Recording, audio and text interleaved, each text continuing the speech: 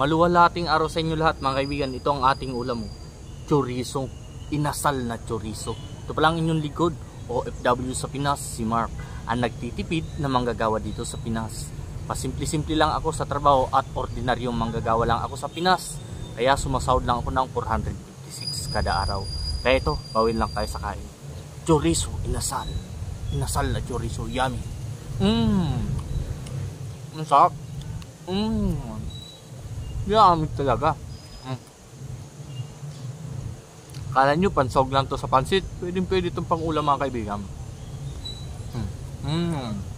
Mas masarap pa nga to sa longganisa. Mura pa, 12 pesos lang yung isa. Sulit na sulit ang sarap. 2 piraso 24 pesos mga kaibigan.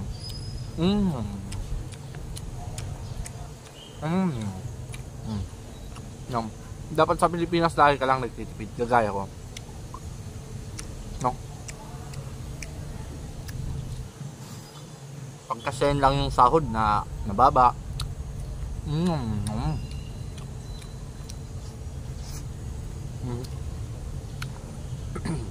Maganda yung pagkakasal ko mga kaibigan, no? Maganda yung naging resulta.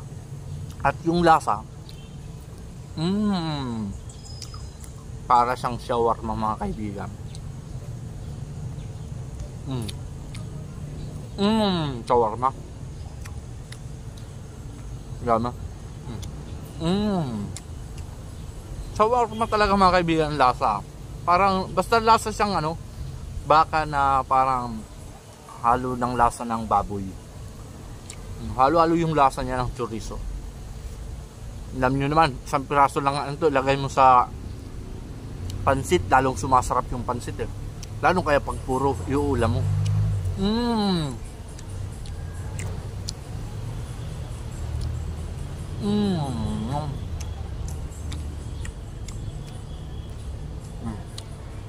Ang lambot niya mga kaibigan, saka medyo nagmamantika. Namantika siya.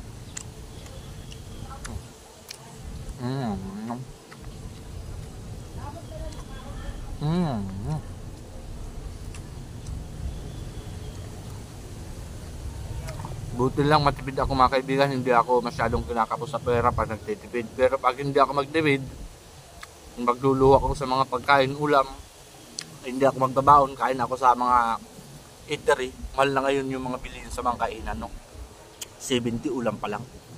Tapos yung kanin ko kunti, 15 pesos pa. Maganda magbaon ka ng kanin, tapos ilagay mo dyan sa daon ng saging, ang sarap. Tapos kahit ano lang dyan yung ulam, gain ko.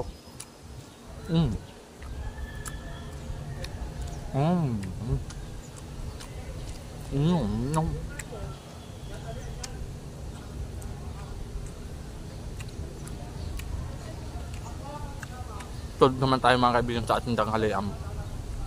At sa muli, ito ang inyong lingkod, ang overwork Filipino worker sa Pinas, si Mark. At ang inyong lingkod ay isang uragon. Basta uragon, malupiton. Hanggang sa muli, that's all, mabuhay.